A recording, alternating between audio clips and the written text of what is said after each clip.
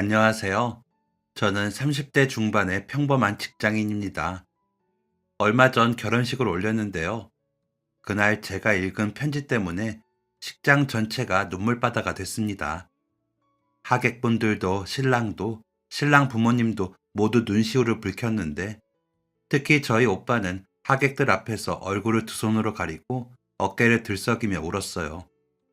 평소에 눈물 한 방울도 안 보이던 오빠였는데 그렇게 우는 모습을 보니 저도 모르게 목이 메었습니다. 물론 저는 그런 오빠를 충분히 이해할 수 있었어요. 그간 오빠가 어떻게 살아왔는지 누구보다 잘 알았으니까요.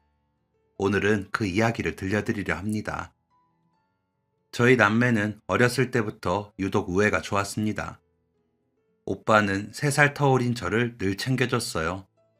같이 학교를 다닐 때는 제 손을 잡고 교실 앞까지 데려다 줬죠. 학교가 끝나면 교실 앞에서 기다려주기도 했습니다.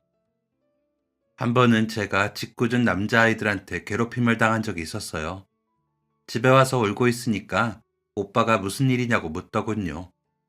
오늘 있었던 일을 털어놓자 다음날 오빠가 저희 교실로 찾아왔어요. 그리고 절 괴롭힌 친구들을 불러 이렇게 경고했죠. 내 동생 괴롭히지 마. 또 그러면 가만 안 둘 거야. 무섭게 말한 건 아니었어요. 그냥 차분하고 단호하게 말했는데 그게 더 무서웠나 봐요. 그 이후로는 아무도 저를 괴롭히지 않았습니다. 오빠와 제가 유독 사이가 좋긴 했지만 그 외에는 다른 집과 다를 바 없는 평범한 집이었어요. 아빠는 중소기업에 다니셨고 엄마는 집안일을 하면서 저희를 돌봐주셨죠. 주말이면 가족끼리 근처 공원으로 나들이를 가고 여름 휴가 때는 좀 더 먼 바닷가로 놀러 가기도 했습니다. 그렇게 소소하지만 행복한 날들이 이어졌어요. 하지만 그 모든 게 한순간에 무너져 버리고 말았습니다. 제가 초등학교 6학년 때 엄마가 갑자기 쓰러지신 겁니다. 곧바로 병원에 실려간 엄마는 의사로부터 충격적인 이야기를 들으셨어요. 췌장암입니다. 이미 말기라 달리 손쓸 방법이 없네요. 그야말로 청천벽력 같은 소리였죠. 엄마는 그날부터 투병 생활을 시작하셨어요. 병원과 집으로 오가며 항암 치료를 받으셨습니다. 머리카락이 빠지고 몸무게가 급격히 줄어드는 엄마를 보고 있자니 마음이 아팠어요. 그래도 엄마는 저희 앞에서는 항상 웃으려고 애쓰셨습니다. 괜찮아. 엄마 금방 나을 거야. 엄마는 늘 그렇게 말씀하셨어요. 하지만 그 말과 다르게 하루하루 야위어가고 있었습니다. 결국 투병 생활을 하고 1년도 되지 않아 세상을 떠나고 마셨죠. 그때 오빠는 16, 저는 겨우 13살이었어요. 엄마가 돌아가신 후 집안 분위기는 완전히 달라졌습니다. 아빠는 충격이 컸는지 집안일은 완전히 뒷전이셨어요. 퇴근하면 방에만 계시거나 늦게까지 술을 드시고 들어오시곤 했죠. 그러다 보니 집안 꼴이 말이 아니었습니다. 냉장고는 텅 비어 있고 설거지를 안 한 그릇들이 늘 싱크대에 쌓여 있었죠. 빨랫감도 늘 바구니에 가득 차 있었습니다. 처음에는 저나 오빠나 어떻게 해야 할지 몰라서 당황했어요. 그러다 오빠가 먼저 중심을 잡았습니다. 아빠도 일하느라 힘드실 거야. 집안일은 우리가 나눠서 조금씩 해보자. 응. 그렇게 오빠와 저는 집안일을 나눠서 하기 시작했습니다. 오빠는 설거지랑 쓰레기 버리기, 분리수거를 맡았고 저는 빨래랑 청소를 맡았어요. 둘이서 함께 장도 보러 다녔습니다. 처음에는 뭘 사야 할지 몰라서 마트를 한참 헤맸어요. 라면이랑 즉석밥 사면 되겠지? 오빠가 그렇게 말했던 게 기억납니다. 실제로 처음 몇 주는 라면이랑 즉석밥으로 끼니를 대충 때웠어요. 그러다가 오빠가 동네 도서관에서 요리 책자를 빌려와서 하나둘 따라하기 시작했습니다.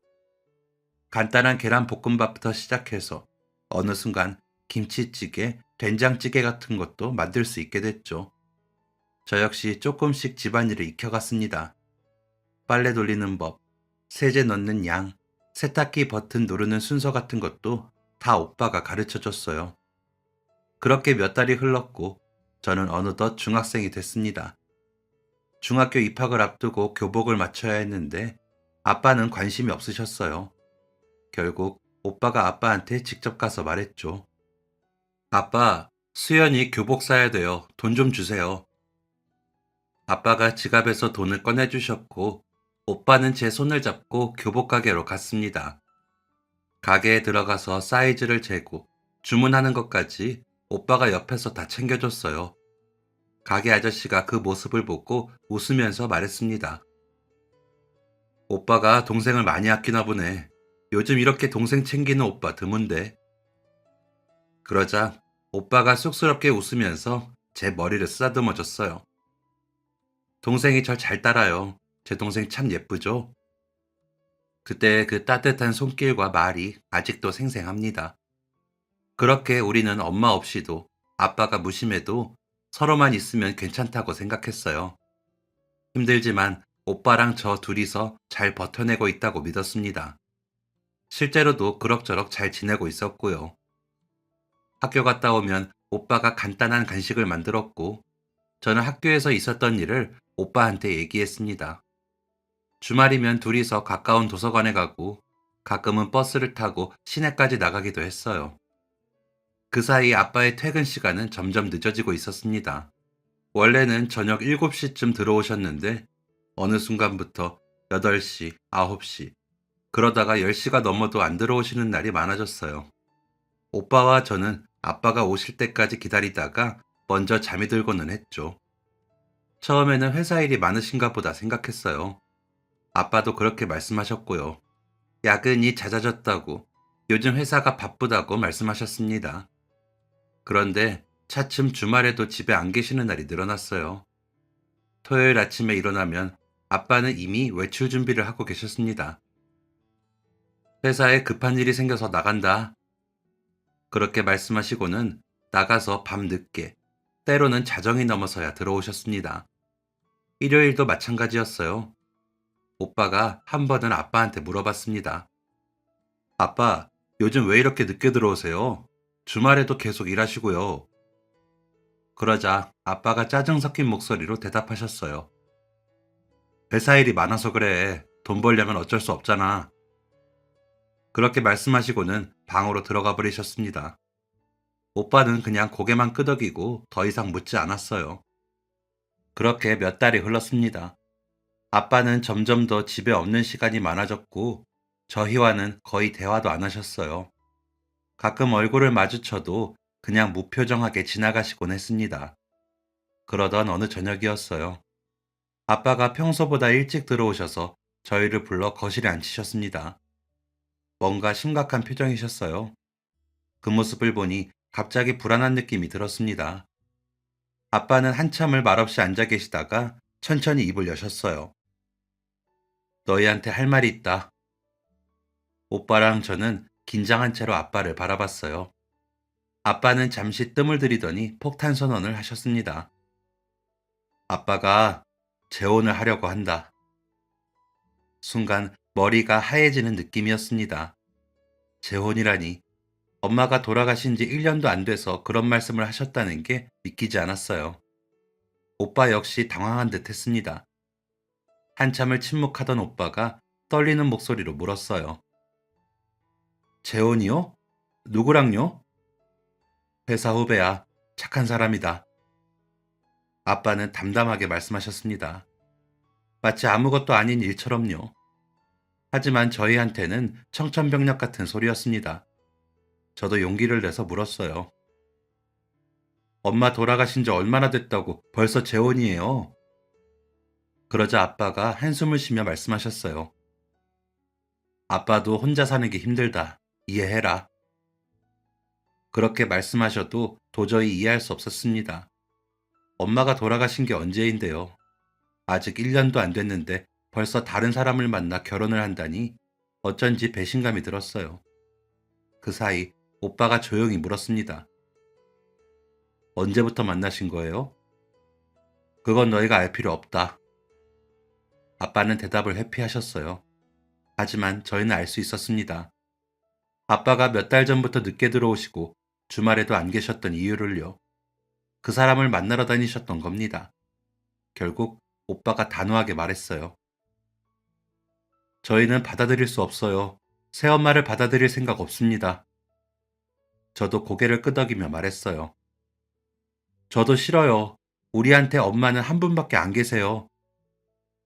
그러자 아빠의 표정이 굳었습니다. 잠시 침묵이 흘렀고 아빠가 다시 입을 여셨어요. 그리고 저희가 상상도 못한 말을 하셨습니다. 그 사람도 내 자식 아니면 못 키운다고 하더라. 무슨 소리인지 순간 이해가 안 갔어요. 오빠도 같은 마음인지 이렇게 묻더군요. 무슨 말씀이세요? 아빠는 한숨을 푹 쉬고는 설명하셨습니다. 그 사람이 재혼 조건으로 내건 게 있어. 너희를 키우지 않는 거야. 자기는 아직 젊은데 남의 자식까지 키우기는 힘들다고 하더라. 그 말을 듣는 순간 온몸에 소름이 돋았습니다. 엄청난 배신감이 밀려왔어요. 아빠는 우리를 버리고 재혼하시겠다는 거였어요. 오빠가 떨리는 목소리로 물었습니다. 그럼 저희는 어떻게 하라고요? 아빠는 잠시 뜸을 들이더니 이렇게 말씀하셨습니다. 너희도 이제 다 크지 않았냐? 수혁이 너는 고등학생이고 수연이도 중학생이잖아. 그게 무슨 말씀이세요? 옛날에는 그 나이면 다들 나가서 돈 벌었어. 독립해서 살았다고. 너희도 이제 충분히 다 컸지. 믿을 수가 없었습니다. 아빠는 정말로 우리를 버리려고 하시는 거였어요. 그것도 재혼하려는 여자 때문에요. 아빠는 계속 말씀하셨습니다. 아빠도 지금까지 너네 둘 키우느라 평생 희생하고 살았다. 그러시더니 이렇게 덧붙이셨어요. 이제는 내 인생도 좀 살고 싶다. 이해해라. 그 말을 듣는데 기가 막혔습니다. 엄마가 돌아가셔서 슬픈 건 아빠만이 아니었어요. 저희도 엄마를 잃고 아직 그 슬픔에서 온전히 헤어나오지 못했습니다. 그런데 아빠는 자기 행복만 생각하고 저희를 버리려 하고 있었어요. 그 생각을 하니 눈물이 핑 돌았습니다. 아빠, 우리는 그럼 어떻게 해요? 아직 오빠나 저나 학생이잖아요. 아빠는 대답하지 않으셨습니다. 그냥 고개를 돌리셨어요. 마치 우리가 알아서 하라는 것처럼요. 오빠가 믿을 수 없다는 표정으로 아빠를 쳐다봤습니다. 저도 마찬가지였어요. 정말 우리 아빠가 맞나 싶었습니다. 겨우 오빠가 떨리는 목소리로 물었어요. 정말 그렇게 하실 거예요? 저희를 그냥 버리실 거예요? 아빠는 여전히 고개를 돌린 채 대답하셨습니다. 버린다는 게 아니라 독립시키는 거야. 너희도 이제 클 만큼 컸잖니. 그날 밤 저는 방에서 혼자 한참을 울었습니다. 베개에 얼굴을 묻고 소리 없이 울었어요. 옆방에서 오빠도 울고 있는 것 같았습니다. 문틈으로 훌쩍이는 소리가 들렸거든요. 돌아가신 엄마가 보고 싶었어요. 엄마가 살아계셨다면 이런 일은 절대 일어나지 않았을 테니까요. 엄마, 우리 어떡해? 그렇게 중얼거리며 한참을 울었습니다. 그렇게 끔찍한 밤이 지나갔어요. 며칠 후 엄마의 일주기가 다가왔습니다. 아빠는 그날도 약속이 있다며 아침 일찍 나가버리셨어요. 결국 오빠와 저 단둘이서 엄마가 계신 납골당으로 향했죠. 버스를 2번 갈아타고 1시간 넘게 걸려서 도착한 납골당. 엄마가 계신 곳 앞에 서자 눈물이 핑 돌았습니다. 저는 엄마 사진 앞에 무릎을 꿇고 앉았어요. 그러자 참았던 서러움이 한꺼번에 터져 나왔어요. 엄마, 엄마, 보고 싶어. 그러고는 하염없이 울었습니다. 엄마가 너무 보고 싶었고, 엄마가 너무 그리웠습니다. 엄마, 아빠가 우리를 버린대. 다른 사람이랑 결혼한대. 울면서 중얼거렸습니다. 엄마 사진을 보고 있자니 계속 눈물이 흘러내렸어요. 우리 어떻게? 오빠랑 나랑 이제 어떻게 살아? 한참을 울고 나니 눈이 퉁퉁 부었습니다. 고개를 들어 옆을 보니 오빠가 서 있었어요. 오빠는 울지 않았습니다. 굳은 표정으로 엄마 사진을 바라보고만 있었어요. 오빠는 안 슬퍼? 제가 물었습니다. 그러자 오빠가 담담히 말했어요. 슬프지. 엄청 슬퍼. 그렇게 말하는 오빠의 목소리도 잔뜩 잠겨 있었습니다. 그럼 왜 안 울어? 울면 안 돼, 지금은. 무슨 말인지 이해할 수 없었지만 더는 묻지 않았어요. 오빠도 나름대로 슬픔을 참고 있는 거겠죠. 한참을 그렇게 있다가 집으로 돌아가는 길이었습니다. 버스 정류장으로 걸어가는데 오빠가 갑자기 제 손을 꽉 잡았어요. 왜 오빠? 제가 오빠를 쳐다보자 오빠가 진지한 표정으로 말했습니다.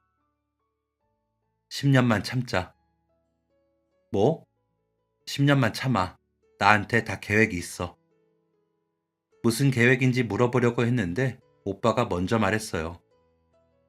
지금은 말 못해. 근데 나만 믿어. 10년만 참으면 우리 잘 살 수 있어. 오빠의 눈빛이 달라져 있었습니다. 슬픔보다는 단단한 결심 같은 게 보였어요.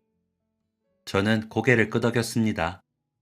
오빠가 그렇게 말하니 왠지 믿음이 갔어요. 집으로 돌아온 오빠는 곧바로 아빠 방으로 들어갔습니다. 아빠는 이미 돌아와 계셨어요. 저는 제 방에서 문을 살짝 열고 귀를 기울였습니다. 오빠의 목소리가 들렸어요.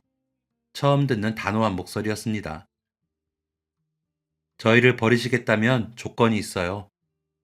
조건? 아빠가 되물으셨습니다. 우리 둘이 살 집을 구해주세요. 그리고 적어도 제가 성인이 될 때까지는 매달 생활비를 보내주세요. 그건 저 겨우 고등학생이고 수연이는 중학생이에요. 집도 없고 돈도 없이 어떻게 살아요?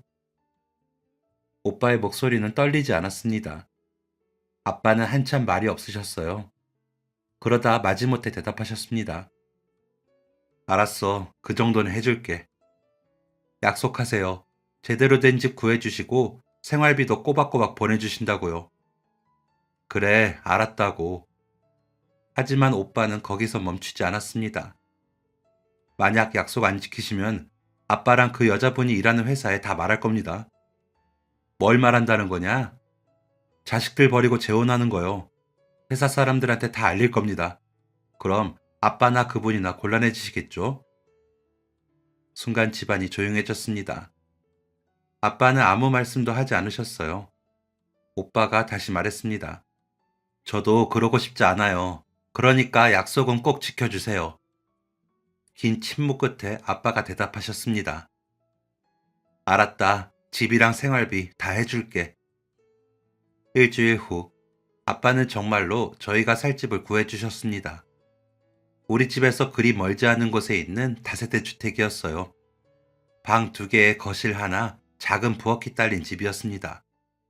집을 보러 갔을 때 아빠가 말씀하셨어요. 이 정도면 너희 둘이 살기에 충분하지? 오빠는 대답 대신 고개만 끄덕였습니다. 저는 그냥 집안을 둘러봤어요. 이제 이곳이 우리 집이 되는 거구나 싶었습니다. 계약을 마치고 집으로 돌아온 그날, 오빠와 저는 짐을 싸기 시작했습니다. 우리 옷가지들, 학용품들, 엄마가 쓰시던 물건 몇 개를 조심스럽게 챙겼어요. 짐을 다 싸고 나니 방이 텅 빈 것 같았습니다. 이곳에서의 추억들이 주마등처럼 스쳐 지나갔어요. 엄마와 함께했던 시간들, 행복했던 날들이 떠올랐습니다. 오빠가 현관문을 열고 나가려는데 제가 뒤를 돌아봤습니다. 아빠 방 쪽을 바라봤어요. 혹시 나오시지 않을까 기대했지만 아빠는 끝내 나오지 않으셨습니다. 오빠가 그런 제 손을 꼭 잡았어요. 가자. 그렇게 저희는 집을 나왔습니다. 17살 오빠와 14살인 제가 단둘이 세상으로 나간 겁니다. 새 집에 짐을 풀고 침대를 정리하고 부엌에 살림을 들여놓았습니다. 첫 달에는 아빠가 약속한 대로 생활비를 보내주셨습니다. 통장에 돈이 들어온 걸 확인하고 오빠가 안도의 한숨을 쉬었어요. 다행이다. 이번 달은 괜찮겠어. 두 번째 달에도 돈이 들어왔습니다. 세 번째 달에도요. 저희는 조금씩 안정을 찾아가고 있었어요. 하지만 네 번째 달부터 이상한 조짐이 보이기 시작했습니다. 생활비가 늦게 들어온 거예요. 약속한 날짜보다 일주일이나 늦었습니다. 오빠가 아빠한테 전화를 걸었지만 받지 않으셨어요. 문자를 보내도 답이 없었습니다. 결국 일주일 후에야 돈이 들어왔지만 불안한 느낌이 들었어요. 다섯 번째 달에는 아예 연락이 닿지 않았습니다. 여섯 번째 달, 결국 오빠는 아빠 회사로 전화를 걸었습니다. 그러다 충격적인 소식을 들었어요. 아, 그분 퇴사하셨는데요. 아빠가 회사를 그만두셨다는 겁니다. 언제 그만뒀냐고 물어보니 한 달 전이라고 했어요. 재혼하고 얼마 안 돼서 그만두신 거였습니다. 오빠는 전화를 끊고 한참을 멍하니 앉아 있었습니다. 저도 무슨 말을 해야 할지 몰랐어요. 아빠는 완전히 잠적해버리셨습니다. 전화번호도 바꾸셨는지 연락이 아예 안 됐어요. 생활비도 더 이상 들어오지 않았습니다. 그 사이 저희는 생활비에서 조금씩 모은 돈으로 생활하고 있었어요. 하지만 한 달이 지나자 그 돈도 모두 바닥나고 말았죠. 그러자 오빠가 저에게 사과했습니다. 미안해. 오빠가 뭔가 방법을 찾아볼게. 왜 오빠가 사과해? 오빠 잘못도 아닌데. 아니야. 오빠가 널 지켜줘야 하는데. 미안해. 오빠는 그렇게 말하며 고개를 숙였습니다. 그 순간 저는 알았어요. 이제 정말로 우리끼리 살아야 한다는 걸요. 다음 날 아침, 오빠가 학교에 가지 않았습니다. 교복도 입지 않고 그냥 평상복을 입고 있었어요. 등교 준비를 하던 저는 의아한 표정으로 물었습니다. 오빠, 학교 안 가? 그러자 오빠가 뜻밖의 답변을 했어요. 나 학교 그만둘 거야. 뭐? 저는 깜짝 놀라서 되물었어요. 왜? 왜 그만둬? 우리 살아야 하잖아. 누가 돈 벌어? 내가 벌어야지. 오빠의 목소리는 담담했습니다. 이미 결심을 굳힌 것 같았어요. 하지만 오빠, 학교는 나중에 검정고시 치면 돼. 지금은 일하는 게 먼저야. 저는 할 말을 잃었습니다. 오빠가 생계를 위해 학교까지 그만두려 한다니 가슴이 먹먹했어요. 오빠, 너는 다른 생각하지 말고 학교 잘 다녀. 알았지? 오빠는 그렇게 말하고는 제 머리를 쓰다듬어 줬어요. 그리고 밖으로 나갔습니다. 일자리를 알아보러 간다고 했어요. 그날부터 오빠의 고된 일상이 시작됐습니다. 오빠는 정말 닥치는 대로 일했어요. 학력이나 경력을 따지지 않는 곳이라면 어디든 갔습니다. 처음에는 건설 현장에서 막노동을 했습니다. 아침 7시에 나가서 저녁 6시에야 들어오는 일이었죠. 손에는 굳은 살이 박이고 얼굴은 햇볕에 까맣게 탔습니다. 오빠, 괜찮아? 제가 물으면 오빠는 항상 웃으며 대답했어요. 괜찮아. 다행히 돈이 꽤 되더라. 하지만 제가 보기에 오빠는 괜찮아 보이지 않았어요. 저녁 먹고 나면 소파에 앉아서 그대로 잠들곤 했습니다. 너무 힘들어서 방까지 갈 힘도 없는 것 같았어요. 건설 현장 일은 날씨의 영향을 많이 받았습니다. 비가 오면 일을 못하는 날도 있었고, 겨울에는 추워서 일이 줄어들었어요. 그러다 보니 수입이 들쭉날쭉했습니다. 그러자 오빠는 중국집 배달 아르바이트를 새로 시작했어요. 건설 현장 일이 끝나면 곧바로 중국집으로 가서 밤 10시까지 배달 일을 했죠. 오빠가 타던 배달 오토바이 소리가 들리면 제가 문을 열어줬습니다. 오빠는 헬멧을 벗으며 들어왔는데 머리카락이 땀으로 젖어 있었어요. 오빠, 저녁 먹었어? 응, 중국집에서 먹었어. 오빠는 씻고 나서 바로 잠자리에 들었습니다. 다음날 새벽에 또 일어나야 했거든요. 그렇게 몇 달을 일하던 오빠는 추가로 주유소 야간 근무도 시작했습니다. 주말 밤에만 하는 일이었어요. 오빠, 너무 무리하는 거 아니야? 저는 걱정스럽게 물었습니다. 오빠는 일주일 내내 쉬지 않고 일했어요. 괜찮아. 젊을 때 이 정도는 해야지. 오빠는 그렇게 말했지만 얼굴이 점점 수척해지고 있었습니다. 살도 많이 빠졌어요. 저는 그런 오빠를 보며 너무나 미안했습니다. 오빠가 이렇게 힘들게 사는 게 다 저 때문인 것 같았어요. 저만 없었다면 오빠 혼자서 좀 더 편하게 살 수 있었을 텐데. 그런 생각이 머릿속을 떠나지 않았습니다. 그래서 조심스레 이렇게 말했어요.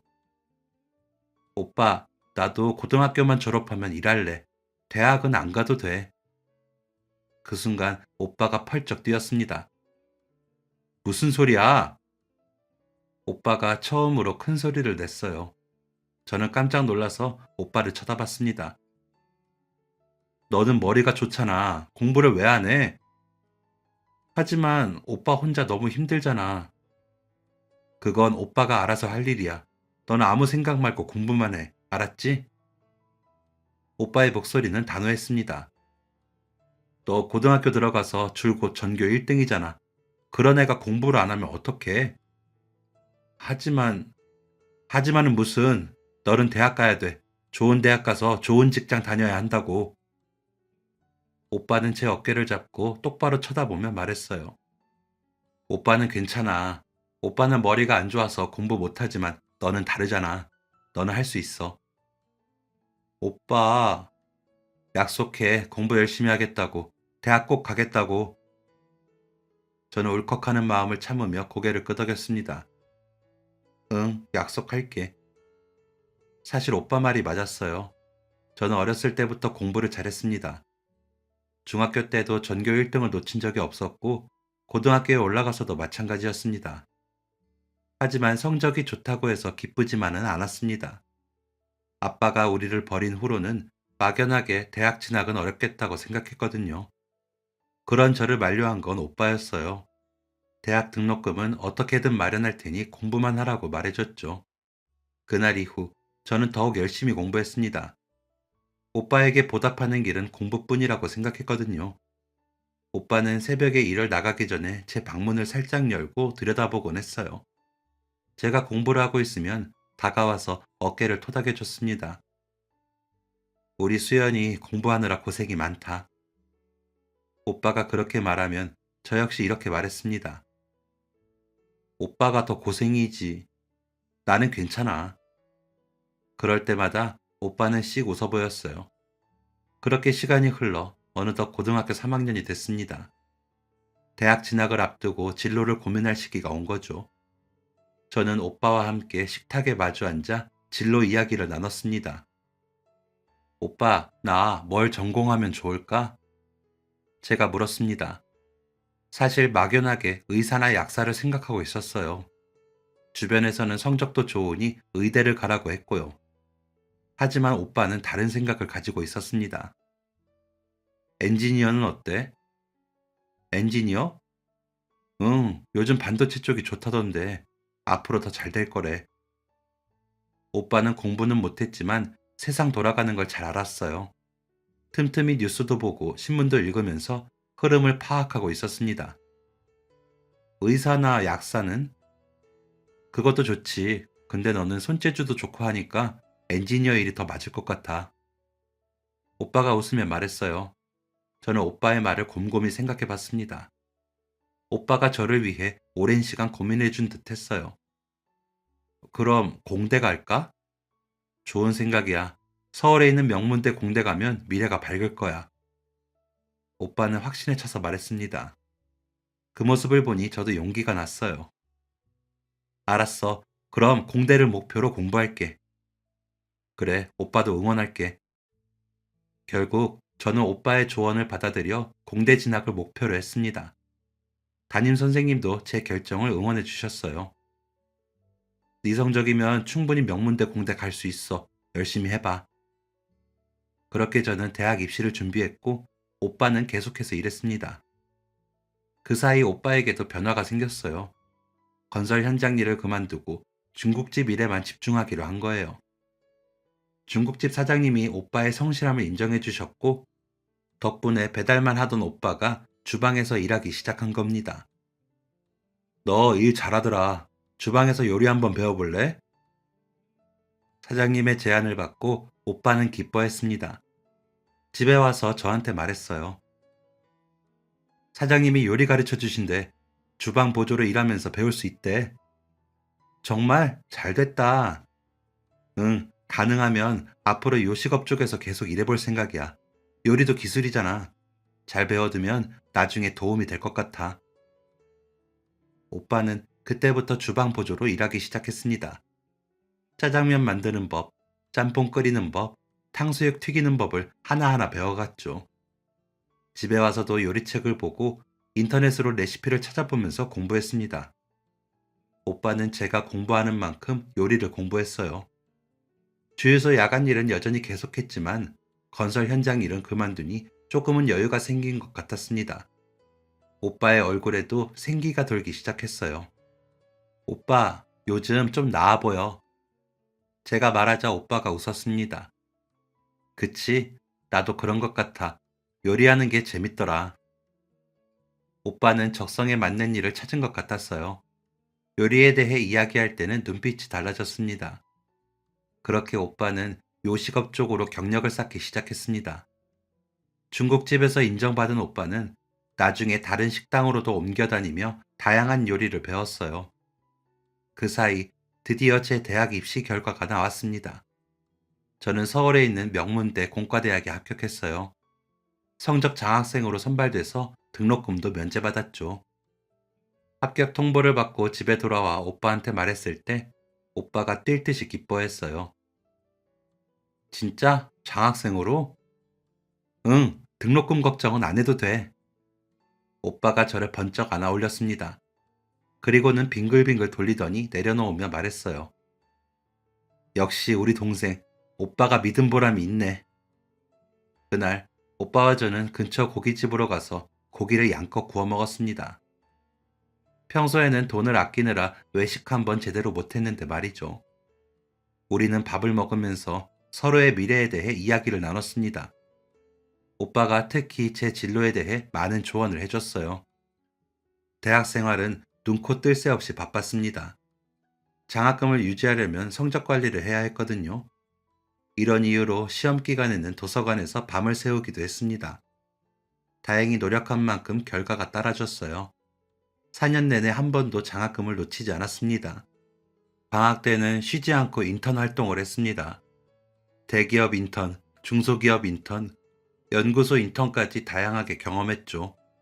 친구들이 방학 때 여행을 가자고 해도 거절했습니다. 졸업하고 바로 취업하려면 스펙을 부지런히 쌓아야 했거든요. 오빠가 저렇게 고생하는데 대학 갔다고 펑펑 놀 순 없었습니다. 그렇게 4년이 흘렀습니다. 졸업을 앞두고 취업 준비를 할 시기가 찾아왔죠. 저는 여러 회사에 지원서를 냈습니다. 대기업 위주로 지원했어요. 다행히 여러 곳에서 서류 전형을 통과하고 이곳저곳 면접을 보러 다녔습니다. 그리고 마침내 합격 통보를 받았어요. 국내 굴지의 대기업의 반도체 부분 엔지니어로 채용된 겁니다. 오빠, 나 붙었어. 대기업 붙었어. 전화로 소식을 전하자 오빠가 소리쳤습니다. 진짜? 진짜야? 응, 반도체 엔지니어로 입사하게 됐어. 세상에, 우리 동생 장하다. 정말 대단해. 오빠의 목소리가 떨리고 있었어요. 전화기 너머로 오빠가 울컥하는 게 느껴졌습니다. 그리고 얼마 후 제 사회생활이 시작되었어요. 처음 회사에 출근한 날이 지금도 기억에 생생합니다. 하루 종일 설레면서도 떨렸죠. 첫 월급날, 저는 통장에 월급이 들어온 걸 확인하고는 은행에 가서 돈을 찾았습니다. 그리고 깨끗한 봉투에 담았어요. 집에 돌아와서는 오빠가 퇴근하기를 기다렸습니다. 오빠가 문을 열고 들어오자 저는 봉투를 꺼내 들었어요. 오빠, 이거 뭔데? 내 첫 월급이야, 받아. 오빠는 놀란 표정으로 봉투를 쳐다봤습니다. 아니야, 난 내 돈 쓰면 돼. 안 돼, 첫 월급만큼은 오빠가 받아야 해. 저는 오빠의 손에 봉투를 쥐어줬어요. 오빠는 한참을 봉투를 들여다보다가 갑자기 눈물을 흘리기 시작했습니다. 오빠? 오빠는 말없이 울었어요. 어깨가 들썩거렸습니다. 저도 따라서 눈물이 났어요. 한참 후에 오빠가 눈물을 닦으며 말했습니다. 장하다, 정말.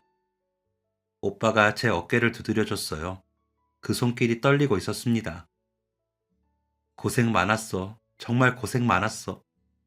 오빠가 더 고생했지. 그렇게 저와 오빠는 겨우 감정을 추스르고 함께 저녁을 먹었어요.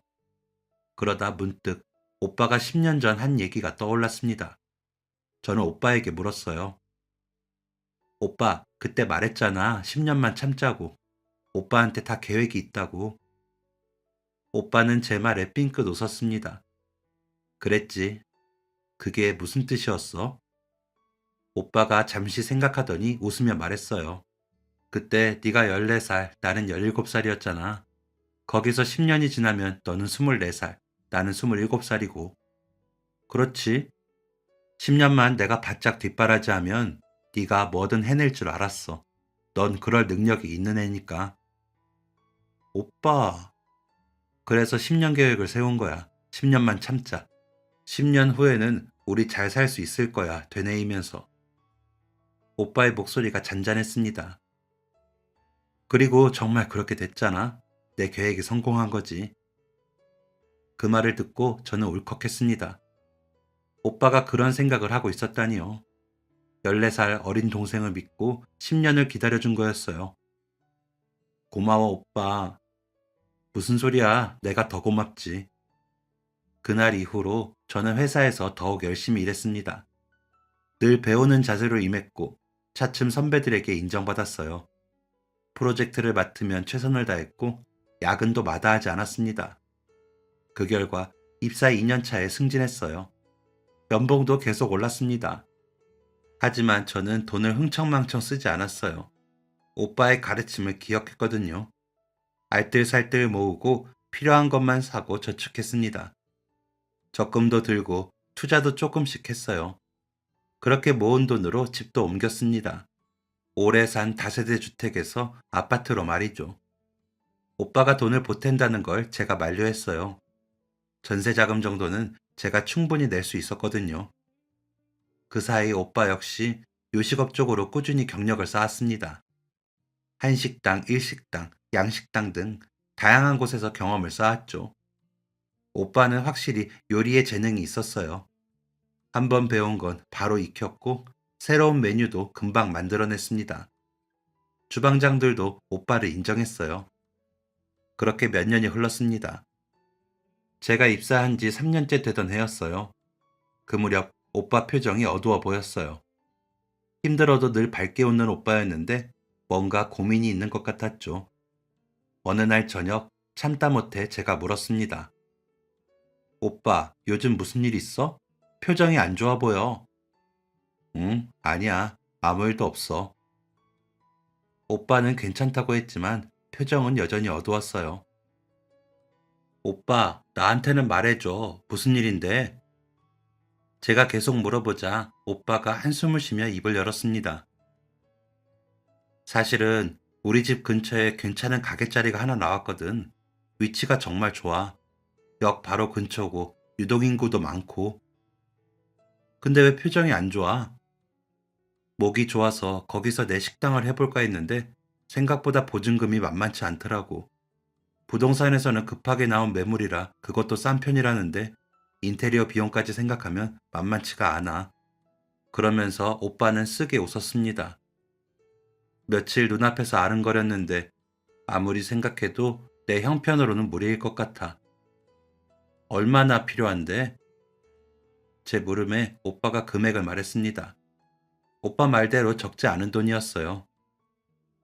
대출도 알아보고 했는데 계약하기는 어려울 것 같아. 뭐 또 좋은 기회가 찾아오겠지. 그렇게 말하는 오빠의 표정에서 미련이 묻어났습니다. 얼마 전부터 오빠는 쉬는 날마다 서울 곳곳을 돌아다녔어요. 목 좋은 가게를 찾기 위해서였죠. 하지만 괜찮은 가게 자리는 이미 다 빠지고 없었습니다. 그러던 차에 집 근처에 마침 좋은 자리가 났으니 욕심이 날 만했어요. 저는 오빠의 말을 듣고 잠시 생각했습니다. 그리고 결심했어요. 오빠, 잠깐만 기다려봐. 저는 방으로 들어가서 통장을 꺼냈습니다. 몇 년 동안 모은 돈이 들어있는 통장이었어요. 그걸 들고 나와서 오빠한테 내밀었습니다. 이거 써. 이게 뭔데? 내가 모은 돈이야. 오빠 식당 여는 데 써. 오빠가 깜짝 놀라며 손을 저었습니다. 안 돼. 이건 네가 힘들게 모은 돈이잖아. 어떻게 모았든 필요할 때는 써야지. 아니야, 네 미래를 위해 써야지. 결혼 자금도 모아야 하고. 오빠는 계속 거절했습니다. 하지만 저도 물러서지 않았어요. 오빠, 나도 오빠한테 투자 좀 하게 해줘. 투자라니? 오빠가 10년 동안 나 뒷바라지 해준 거 잊었어? 나한테 10년 투자했잖아. 이제 내 차례야. 저는 오빠 손에 통장을 쥐어줬습니다. 오빠가 식당에서 잘 되면 내 투자가 성공하는 거지. 나도 오빠 닮아서 안목이 있다고. 오빠는 한참을 말없이 통장을 들여다봤습니다. 그러다가 고개를 들어 저를 쳐다봤어요. 정말 괜찮겠어? 응, 괜찮아. 써. 나중에 꼭 갚을게. 정말 고마워. 결국 오빠는 제 제안을 받아들였습니다. 다음 날 오빠는 그동안 모은 돈과 제가 준 돈을 합쳐서 식당을 계약했어요. 그 다음부터 식당 준비에 온 힘을 쏟았습니다.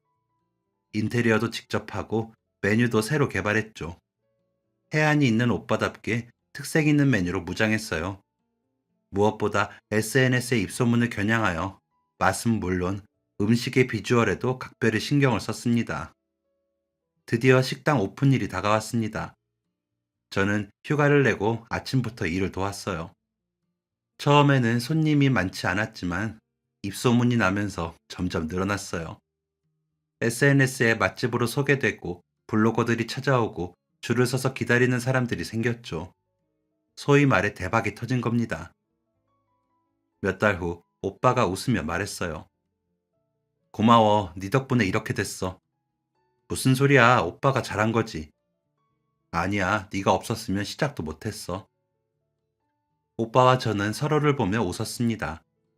10년 전 아빠한테 버림받았던 남매는 이제는 각자의 자리에서 승승장구하고 있었어요. 그렇게 1년쯤 지났을 무렵 저는 퇴근 후 오빠 가게에 들렀습니다. 손님들 응대도 도와주고 오빠랑 이야기도 나누기 위해서였죠. 저녁 시간이 한참이어서 가게는 손님들로 가득했습니다. 웨이팅까지 있을 정도였어요. 저는 홀에서 서빙을 도왔고 오빠는 카운터에서 계산을 하고 있었습니다. 그때였어요.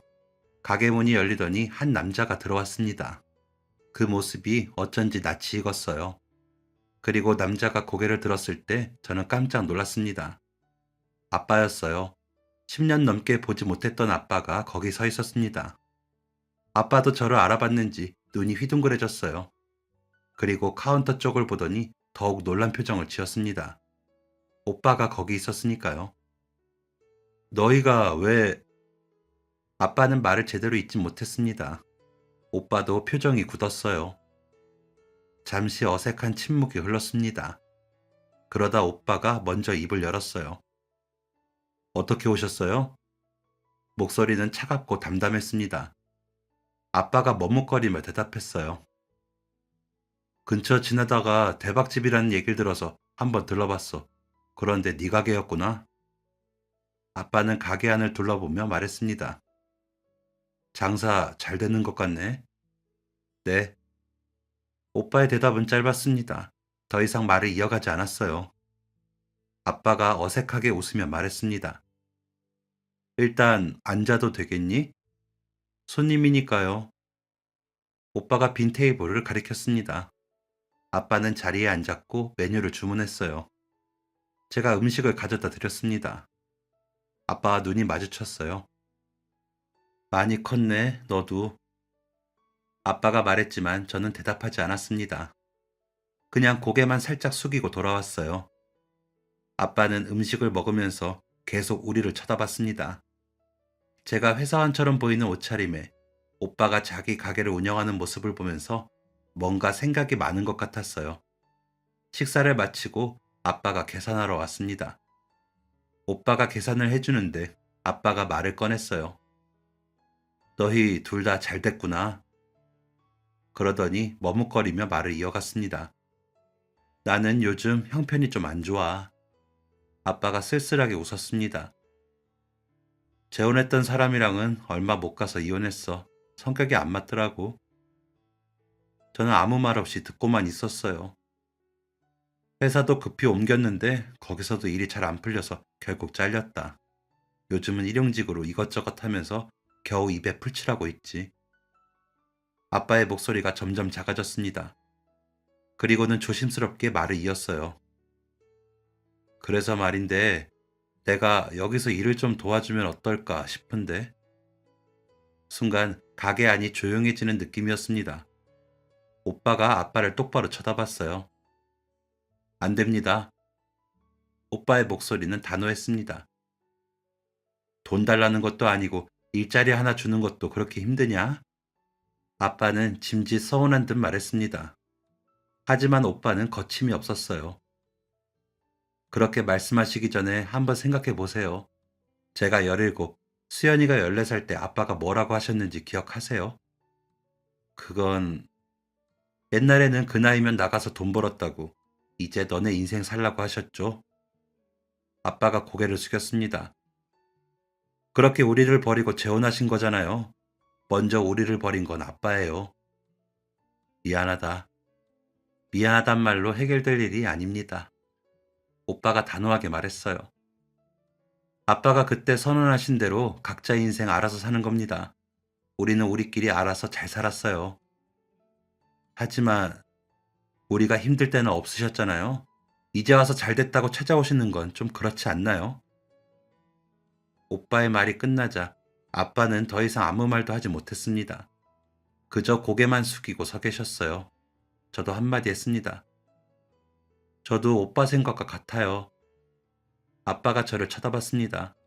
눈빛이 슬퍼 보였지만 저는 마음을 단단히 먹었어요. 우리가 엄마 잃고 힘들어할 때 아빠는 우리한테 관심도 없으셨잖아요. 그러고는 재혼하시겠다고 우리를 내쫓으셨고요. 수연아, 생활비도 몇 달 보내시다가 잠적하셨잖아요. 연락처까지 바꾸시면서요. 제 목소리는 떨리지 않았습니다. 우리는 그때부터 아빠 없이 살았어요. 오빠가 학교 그만두고 일하면서 저 키웠고, 저도 열심히 공부해서 여기까지 왔어요. 아빠는 아무 말도 하지 못했습니다. 오빠가 마지막으로 말했어요. 식사는 대접하겠습니다. 하지만 그 이상은 기대하지 마세요. 아빠는 한참을 그 자리에 서 있다가 결국 고개를 숙이며 가게를 나갔습니다.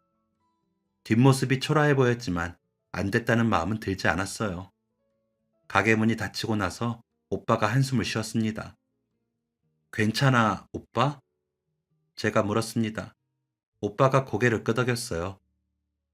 응, 괜찮아. 오히려 속이 시원한 것 같아. 저도 마찬가지였습니다. 그동안 쌓였던 감정을 제대로 표현한 것 같았어요. 그 후로 아빠는 다시는 가게에 나타나지 않았습니다. 연락도 없었고요. 신경 쓰지 않았습니다. 우리는 아빠 없이도 잘 살아왔고 앞으로도 잘 살아갈 테니까요. 그렇게 생각하니 마음이 편해졌어요. 시간이 흘러 저희 남매에게도 봄날이 찾아왔습니다. 오빠는 식당을 운영하면서 좋은 인연을 만났어요. 단골 손님이던 분인데 몇 번 대화를 나누다 보니 서로 마음이 통했다고 하더라고요. 성격도 온화하고 배려심이 많은 분이었습니다. 1년 후 오빠는 결혼식을 올렸어요. 제가 주례를 부탁드린 교수님 앞에서 오빠는 눈물을 글썽이며 서약했습니다. 정말 행복해 보였어요. 저도 그 무렵 회사에서 만난 동료와 사귀게 됐어요. 타부서 사람이었는데 같이 프로젝트 팀으로 일하다가 자연스럽게 가까워졌죠. 성실하고 따뜻한 사람이었어요. 오빠한테 남편을 처음 소개했을 때 오빠가 물었습니다. 우리 수연이한테 잘해줄 수 있어요? 네, 그럼요. 평생 잘해주고 위하며 살 겁니다. 남편은 진심으로 대답했고 오빠는 흐뭇하게 웃으며 고개를 끄덕였어요. 양가에서 서로를 마음에 들어 해서 결혼 준비도 일사천리로 이루어졌습니다. 그리고 얼마 전 결혼식을 올렸죠. 저는 오빠에게 쓴 편지를 읽었습니다. 몰래 준비한 깜짝 이벤트였죠. 편지를 읽는 동안 오빠는 얼굴을 가리고 펑펑 울었습니다. 식장에 계신 모든 분들도 눈물을 흘리셨어요. 편지를 다 읽고 오빠를 바라봤을 때 오빠가 저를 보며 웃었습니다. 그 미소가 잘했어, 고생 많았어 라고 말하는 것 같았어요. 결혼 후 오빠 부부와 저희 부부는 일주일에 한 번은 함께 모여서 식사를 하고 있어요. 새언니나 남편이나 서로 잘 통해서 넷이 만나면 웃음이 끊이지 않습니다. 돌이켜보면 정말 힘든 시간들이었어요. 14살에 아빠한테 버림받고 오빠랑 단둘이 살면서 얼마나 무섭고 외로웠는지 모릅니다. 하지만 오빠가 있었기에 버틸 수 있었어요. 오빠가 포기하지 않았기에 저도 포기하지 않을 수 있었습니다. 오빠의 10년 계획은 완벽히 성공했습니다. 각자의 자리에서 행복하게 살고 있고 좋은 사람들을 만나 가정까지 꾸렸으니까요. 참, 저는 지금 조카를 기다리고 있어요. 결혼식을 올리고 얼마 지나지 않아 새언니가 임신 소식을 알렸거든요. 오빠가 아빠가 된다니 상상만 해도 신기하고 기쁩니다. 앞으로도 우리 남매의 우애는 변치 않을 겁니다. 힘든 시간을 함께 이겨냈고 행복한 시간도 함께 만들어가고 있으니까요. 제 사연은 여기까지입니다. 긴 이야기 들어주셔서 감사합니다. 여러분도 가족과 행복하시길 바랍니다. 지금까지 사연 들어주셔서 감사합니다. 사연이 재밌으셨다면 구독과 좋아요를 눌러주세요. 감사합니다. 안녕히 계세요.